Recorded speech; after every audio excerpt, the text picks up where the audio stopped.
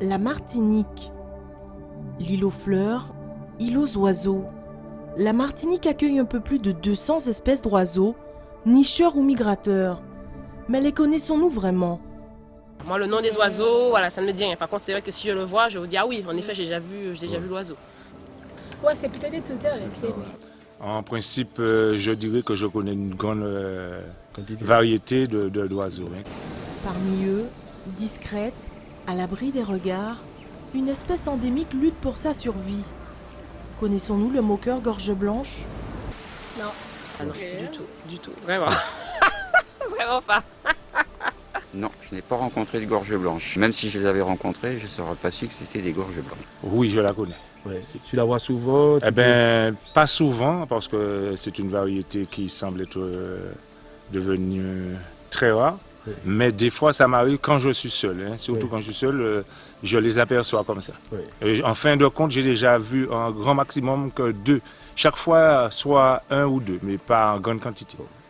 On en a entendu parler, comme du coup on est sensible à tout ce qui est nature, on se renseigne sur ce qui est la nature de Martinique. Oui. Et du coup, oui, on a lu sa fiche d'identification. Et j'avais lu dans un livre qu'effectivement, la presqu'île de la Caravelle, on risquait de le rencontrer. C'est un oiseau rare. Oui. C'est une espèce qui est très difficile à découvrir. Mais avec l'expérience, on arrive très vite à savoir où ils nichent d'abord, leur habitat, et tout ça permet d'évoluer dans l'étude de cette espèce.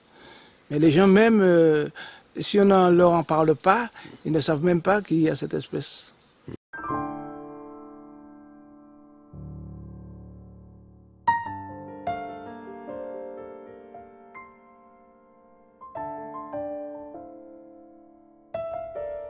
C'est ici, dans le nord de l'île, à la presqu'île de la Caravelle, que quelques privilégiés ont pu apercevoir le moqueur gorge blanche. Cette péninsule, qui s'étend d'est en ouest, sur une longueur de 10 km, regorge de savanes, fourrés et forêts secondaires à tendance sèche.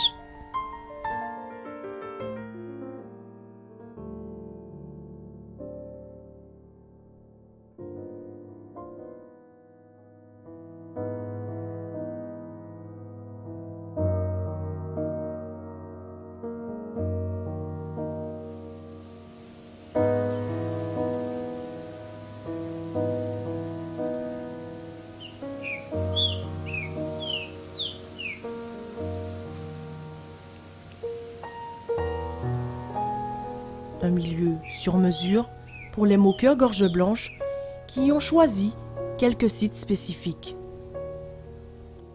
Les zones boisées, situées sur les versants, et les bassins alluviaux semblent indispensables à la survie de l'espèce.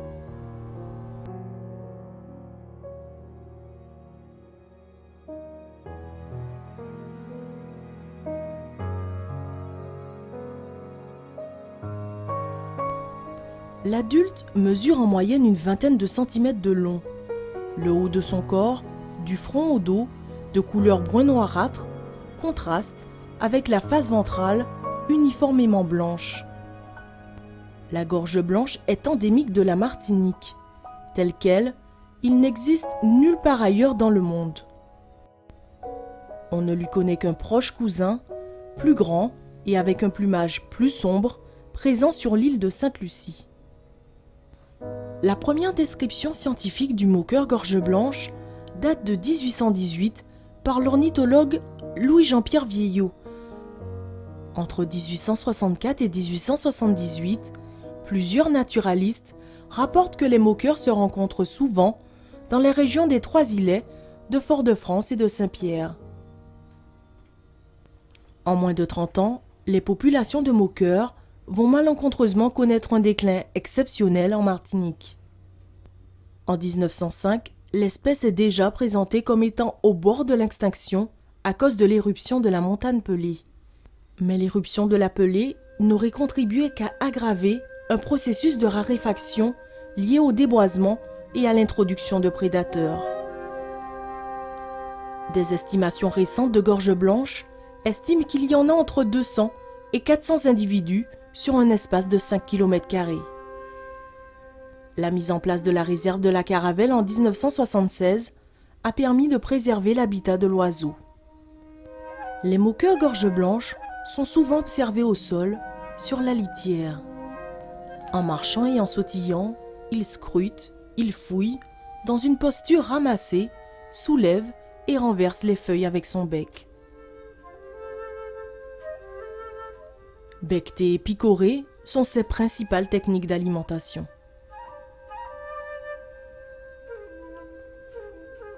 Cette activité laisse des traces caractéristiques de grattage sur le sol.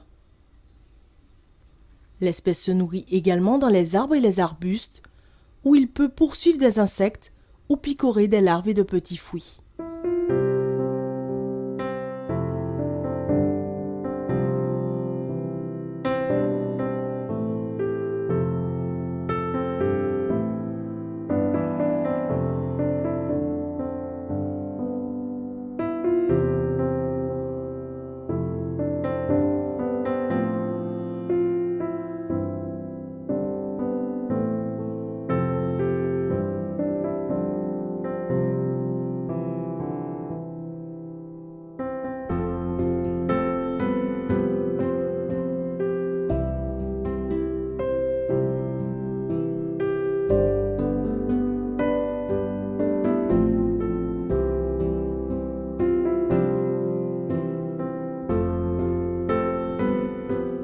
Chez les gorges blanches, il n'y a pas de dimorphisme sexuel, c'est-à-dire que pour l'observateur, il est impossible de distinguer le mâle de la femelle. La période de reproduction s'étend d'avril à septembre, 5 mois, durant lesquels les couples de moqueurs gorge blanche tentent d'élever jusqu'à 4 nichés. Les nids sont construits en forme de coupe, composés de brindilles et tapissés de feuilles ou de radicelles. La femelle pond 1 à 2 œufs de couleur bleue qu'un seul individu couve durant 12 à 14 jours. Les nids sont généralement situés sur des arbustes et des arbrisseaux isolés de faible diamètre avec une tige relativement droite et élancée.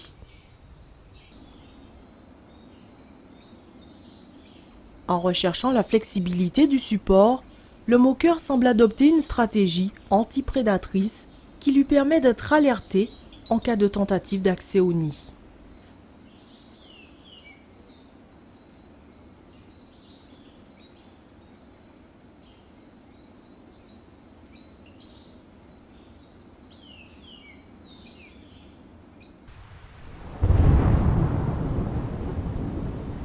Les moqueurs doivent faire face à des dangers qui mettent en péril leur nichée. Les fortes précipitations de la période d'hivernage, de juin à septembre, peuvent mettre à mal les supports fragiles des nids.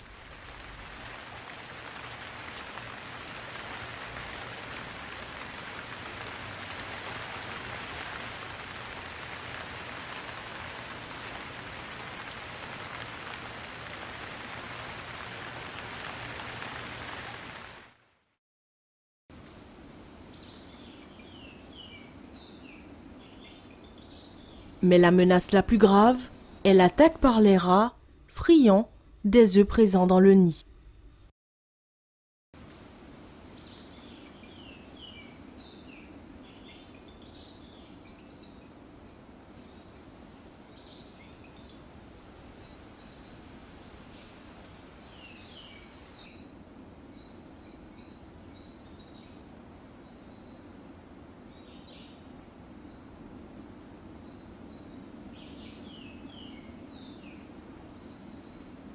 Lorsqu'ils échappent à l'appétit des prédateurs et à la violence des intempéries, les œufs éclosent après une douzaine de jours d'incubation. Tout au long de l'élevage des poussins, les moqueurs accordent un soin tout particulier à l'entretien du nid. Les morceaux de coquilles d'œufs sont évacués et transportés très loin. Le nid et ses abords restent alors très propres. Peut-être une stratégie antiprédatrice qui permet de limiter la détection des poussins.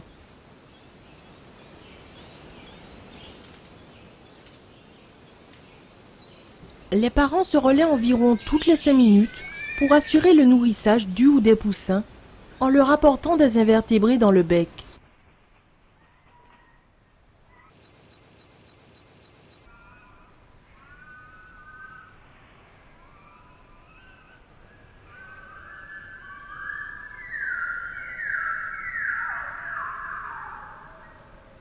En cas de menace, les individus émettent des cris d'alerte et s'agitent autour de l'élément perturbateur.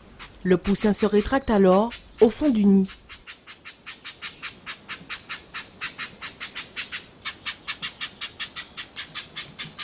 Les poussins au nid semblent très discrets, mais au bout de la 2e semaine de vie, ils sont plus actifs.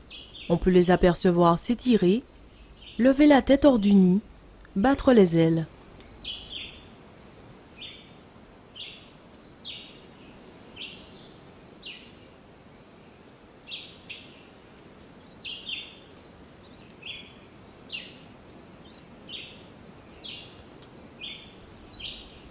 Les oisillons quittent le nid 11 à 12 jours après l'éclosion. Ils ne savent pas voler et se laissent tomber au sol. L'homochromie et l'immobilisme leur assureraient une protection temporaire sur la litière. Mais attention aux prédateurs. Néanmoins, ils ne resteraient pas très longtemps au sol, mais se réfugieraient dans les arbustes en sautillant. Les parents continuent à nourrir les poussins lorsqu'ils sont perchés. Une fois qu'ils maîtrisent le vol, ils recommencent à fréquenter la litière. Les poussins arborent un plumage uniformément brun. Au cours du 2e mois, une première mue leur permet d'acquérir progressivement la couleur blanche de la face inférieure et notamment sur la poitrine et la gorge.